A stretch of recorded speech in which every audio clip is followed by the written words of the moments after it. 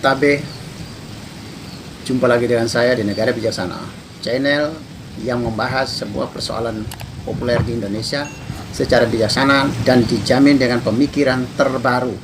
Memasuki bulan Januari ini, kita lihat konstelasi Pilpres 2024 di Indonesia terjadi satu konfigurasi baru, yaitu ada gejala menyatu, ada gejala tanda-tanda menuju koalisi, atau ada gejala persahabatan atau keharmonisan antara paslon 1 Amin, Anies, Caimin, dan paslon 3 Gama, Ganjar dan Mahfud. Ada tanda-tanda kemitraan, ada tanda-tanda keharmonisan, ada tanda-tanda persahabatan, dan ada tanda-tanda bahkan isu yang mengatakan mereka akan berkoalisi menuju putaran kedua. Kita perlu membuat satu review, satu refleksi kembali ke belakang. Ada banyak aksi-aksi dari paslon 3 dan 1, namun dari berbagai hasil survei, laju peningkatan suara paslon 2 Prabowo Gibran sulit ditahan. Mereka melaju naik terus. Penurunan di Ganjar Mahfud juga cukup signifikan, dan di Amin ada tren naik. Meskipun naiknya tidak besar, tapi ada tren naik kecil. Aksi-aksi yang terjadi di sebelumnya adalah misalnya terjadi serangan ke Jokowi dan keluarganya. Ternyata mendatangkan sentimen dari para pemilih yang lalu melakukan eksodus atau migrasi dari Ganjar Gama paslon 3 menuju paslon 2 Prabowo Gibran. Dan juga ada yang menuju ke Anies, sehingga Anies agak naik. Kita lihat jadi aksi-aksi yang terdahulu, terutama dari kubu Ganjar, termasuk debat. Pasca debat memang terlihat poin untuk Ganjar dan Anies, baik termasuk Caimin dan Mahfud MD, itu dari beberapa hasil survei menunjukkan bagus nilainya. Jadi masyarakat salutlah sama penampilan mereka dibanding penampilan Prabowo atau Gibran. Kecuali Gibran, ya, Gibran pernah mendapat pujian dari masyarakat, ya. Ini untuk menunjukkan bahwa aksi-aksi itu sebagus apapun, tapi berefek kepada yang ditangkap publik adalah serangan atau menempatkan paslon 2 Prabowo misalnya menjadi objek penderita, misalnya orang yang diserang. Jadi masyarakat kita itu kan fenomenanya sejak pemilu langsung ini, masyarakat kita kan selalu lebih mudah terenyuh perasaannya, jatuh hati, kasihan itu kepada yang menderita. Mereka berpihak kepada Prabowo akhirnya, sehingga elektabilitas meskipun dibilang di panggung debat Caimin atau Anies atau paslon 1 dan paslon 3 itu bagus, tapi di elektabilitas tidak. Itu artinya orang memisahkan antara penampilan yang bagus di panggung dengan tingkat keberpihakan mereka terhadap Prabowo tetap tinggi. Katakanlah di politik kita ini kan juga pilihan publik ini kan ada politik kasihan, politik aniaya, ya. Masyarakat melihat orang yang teraniaya itu yang harus didukung. Itulah yang menyebabkan salah satu faktor kenaikan elektabilitas Prabowo Gibran selama ini adalah mereka mendapat simpati, mendapat perhatian, mendapat rasa kasihan dari publik.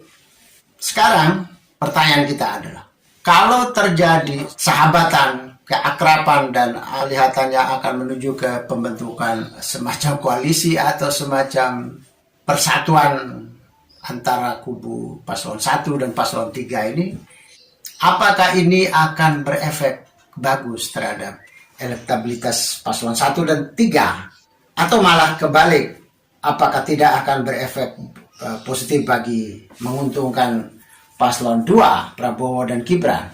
Mari kita lihat. Sebuah persatuan, koalisi atau apapun, kerjasama yang akan berpengaruh itu kan adalah yang ada kesamaan irama antara para elit dan para grassroots atau para pendukung di bawah atau masyarakat bawah ya. Kalau ada kesamaan tentu ini positif, kalau tidak ada kesamaan itu negatif. Dan di Indonesia memang sudah sering ya, antara suara elit dan suara grassroots itu berbeda, antara kemauan keputusan para elit parpol, para elit koalisi dengan masyarakat di akar rumput itu belum tentu sama, bisa berbeda. Saya melihat ada 3 fenomena yang terjadi, realita yang terjadi, baik dalam internal PDIP atau kubu PDIP dan hubungan antara kedua kubu ini dan hubungan antar pemilih dari 2 kubu ini. Ada chemistry enggak kedua kubu ini, dari elit sampai grassroots? Kalau tidak ada relasi, tidak ada korelasi yang positif, maka itu tidak produktif, tidak menolong, bisa memburuk. Yang kedua, kita lihat lagi juga pada apa yang bisa dibaca secara psikologis dari motif kerjasama kedua kubu ini. Apakah motifnya positif atau motif negatif? Tanda-tanda kerjasama 2 ini menunjukkan bahwa ada koalisi atau pertemanan orang-orang senasib. Pertanyaan kita adalah, bagaimana mungkin dalam sebuah pertarungan ada orang yang merasa senasib? Ada 3 kubu yang bertanding. Tapi kok orang yang merasa senasib dalam hal apa? Harusnya kan bertarung. 3 ini menempatkan sama-sama menjadi lawan, bukan berteman. Ada apa? Kalau kita lihat dari pertemanan ini kan ada alasannya. Awalnya kan berdasarkan hasil survei. 2 kubu ini, paslon 1 dengan paslon 3 ini, dari berbagai survei menunjukkan bahwa salah satu di antara mereka adalah calon kuat terdepak. Bisa dua-dua terdepak di putaran pertama, artinya Prabowo Gibran menang 1 putaran. Atau 2 putaran tapi salah satu di antara paslon 1 dan paslon 3 akan terdepak di putaran pertama. Itu kan berdasarkan itu dulu.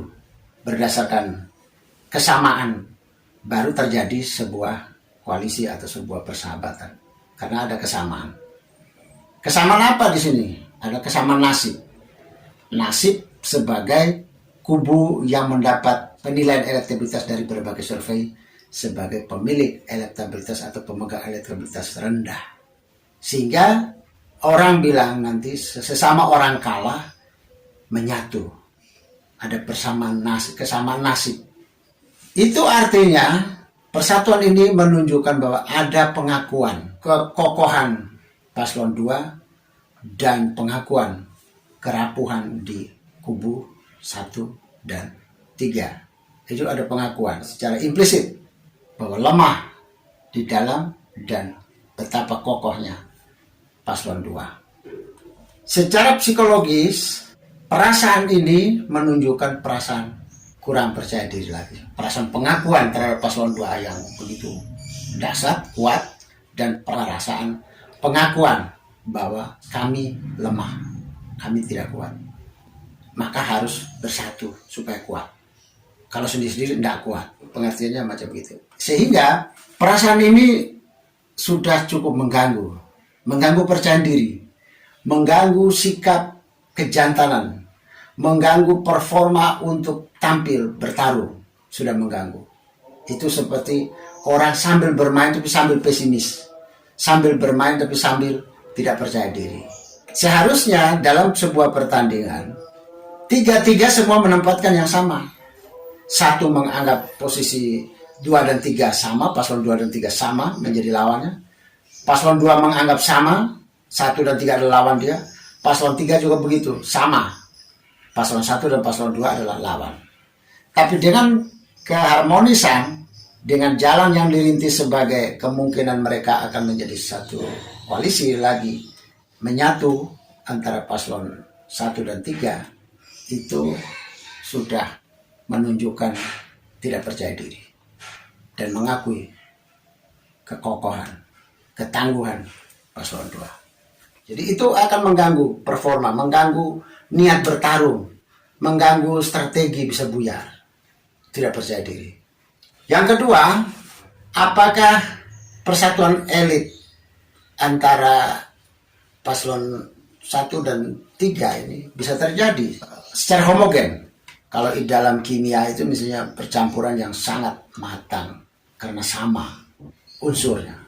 Kubu paslon 3 dan paslon 1 itu antar elit saja ada yang masih belum cocok hubungannya. Hubungannya masih kurang harmonis, yaitu Mbak Megawati dengan Pak Surya Paloh. Mereka berdua hubungannya sampai saat ini belum harmonis. Kita lihat sejarah mencatat hubungan Mbak Mega dengan Pak Surya Paloh belum bagus. Sampai sekarang belum bertemu keduanya. Ini berarti persatuan sebagian dari elit paslon 1 dan sebagian dari elit paslon 3. Tidak akan bisa terjadi persatuan yang begitu harmonis, begitu kokoh, total, tidak. Selama elitnya belum bisa bertemu antara Surya Paloh dengan Mbak Mega. Jadi koalisi itu kalau terbentuk rapuh, masih rapuh. Yang berikut, apakah kalau elitnya bersatu terus akan berpengaruh kepada grassroots atau kepada akar rumput?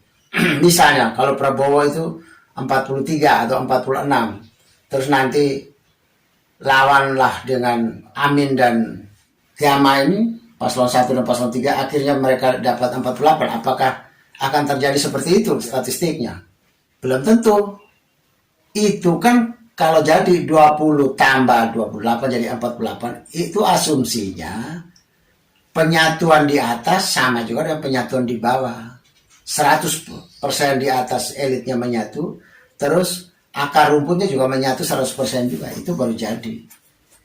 Tapi kalau tidak, ya tidak mungkin. Meskipun elitnya bersatu, apakah akar rumput akan bersatu? Kita lihat dulu. Di dalam kubu Amin itu ada PKS. Di dalam kubu Amin ada pendukung-pendukung yang selama ini agak bertentangan dengan kaum nasionalis, disimbolkan oleh PDIP. Apakah pendukung PKS mudah bersatu dengan pendukung Ganjar, pendukung nasionalis? Apakah pendukung PKS bisa mudah bersatu dengan pendukung PDIP? Belum tentu. Inilah pendukung-pendukung PKS atau beberapa elemen di dalam pendukungnya Amin, belum tentu dia akan memilih Ganjar dan Mahfud. Karena di dalam Ganjar Mahfud ada PDIP dan itu kelompok nasionalis. Apakah mau? Itu kalau Ganjar yang muncul di putaran kedua lawan Prabowo. Begitu juga kalau Prabowo di putaran kedua lawan Anies dan Caimin, apakah pendukungnya Ganjar yang notabene adalah pendukung PDIP dan masih sebagian juga adalah pendukung Prabowo yang masih sebagian ada di Gama, apakah mau mereka mendukung Caimin dan Anies Baswedan yang mereka sendiri punya catatan buruk terhadap Anies di waktu 2017 mereka Pilkada DKI mereka berseberangan? Apakah kisah ini akan hilang begitu saja? Tidak mungkin. Image yang sudah melekat di dalam Anies itu tidak akan bisa hilang. Lekat dalam Ganjar sebagai kaum nasionalis dan Mahfud tidak bisa hilang juga. Apakah bisa menyatu? Ini kan secara ideologis. Sehingga kalau paslon 1 dan paslon 3 terjadi koalisi atau terjadi pertemanan dari sekarang, menunjukkan show of force, pertemuan persahabatan dari sebelum putaran pertama maupun pada saat putaran kedua, itu tidak produktif. Pertemanan, persahabatan, perkoalisian ini akan mengurangi sebagian dari suara Ganjar dan Anies, akan lari ke Prabowo lagi. Karena ada perbedaan ideologi, perbedaan pilihan politik berbeda. Lari kemana mereka? Bisa memilih golput, bisa juga mereka akan memilih kembali Prabowo. Karena Prabowo disimbolkan sebagai kubu yang ada di tengah di antara tidak Islamik tradisional dan tidak nasionalis. Dia ada di tengah. Nah, setiap yang hengkang dari kubu 1 maupun setiap yang hengkang dari kubu 3 akan menumpuk di kubu 2. Jadi kalau bersatunya paslon 3 dengan paslon 1, itu ada elemen ideologis dari pendukung keduanya ini akan lari ke Prabowo. Jadi menambah Prabowo. Jadi ada faktor ideologis akan menguntungkan Prabowo lagi. Yang berikut, yang ketiga adalah penyatuan ini akan dibaca secara negatif oleh publik. Publik menganggap ini masih juga berkomplotan untuk menekan, untuk menyerang paslon 2 Prabowo Gibran. Ingat, publik kita akan selalu memihak kepada orang yang teraniaya. Nanti masyarakat menganggap penyatuan kubu paslon 1 dan paslon 3 ini dalam rangka mau menghancurkan, mengalahkan, menyerang Prabowo Gibran. Jadi ancang-ancang persatuan koalisi persahabatan antara kubu 1 dan kubu 3 nomor 3 ini akan membangkitkan emosi publik memihak ke Prabowo Gibran. Masyarakat akan memihak ke Prabowo Gibran karena mereka akan melihat gejala, melihat gelagat, dianggap gelagat yang akan menyerang, gelagat yang akan menekan, gelagat yang akan mengalahkan paslon 2. Jadi 2 lawan 1. 2 lawan 1 ini masyarakat akan memihak ke yang 1. Jadi 2 kubu berkumpul bersekongkol melawan 1 kubu, yaitu kubu nomor 2, paslon 2. Masyarakat akan memihak ke orang yang kecil, yang lemah, yang sedikit ini.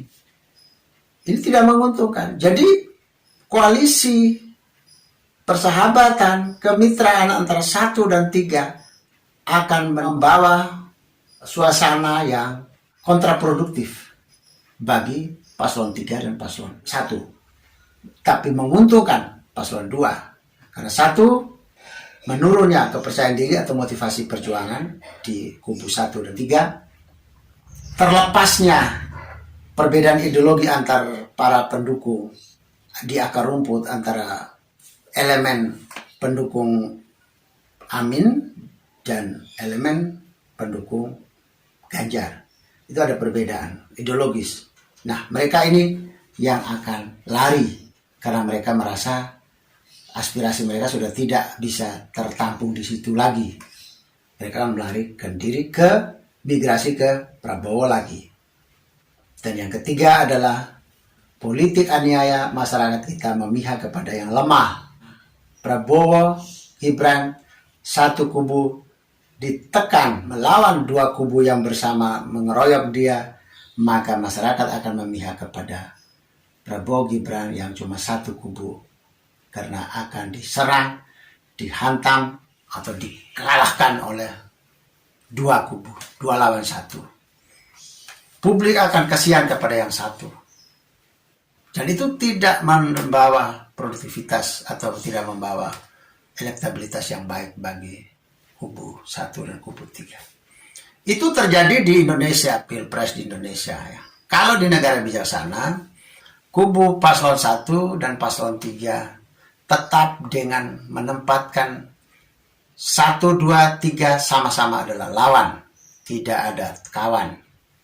Tapi kita adalah lawan. Jadi semua tetap mengumpulkan kekuatan sendiri-sendiri untuk mengalahkan dan memenangkan diri dan mengalahkan kubu lain.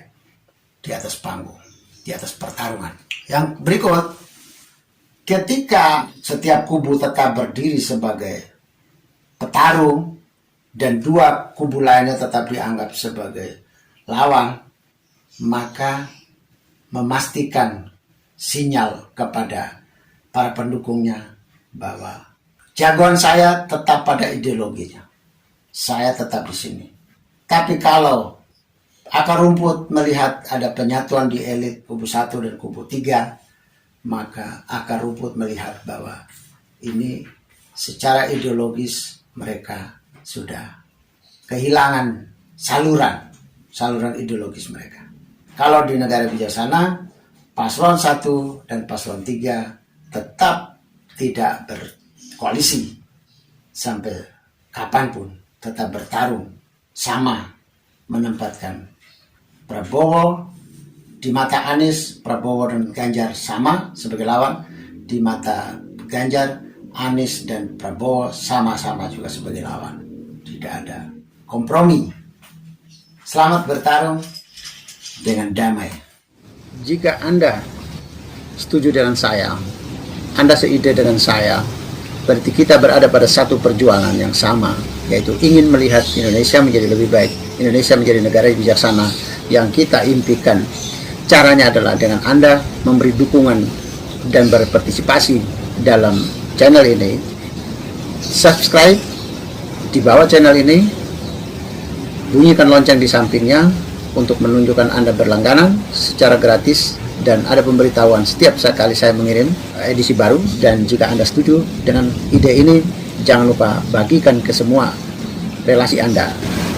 Terima kasih.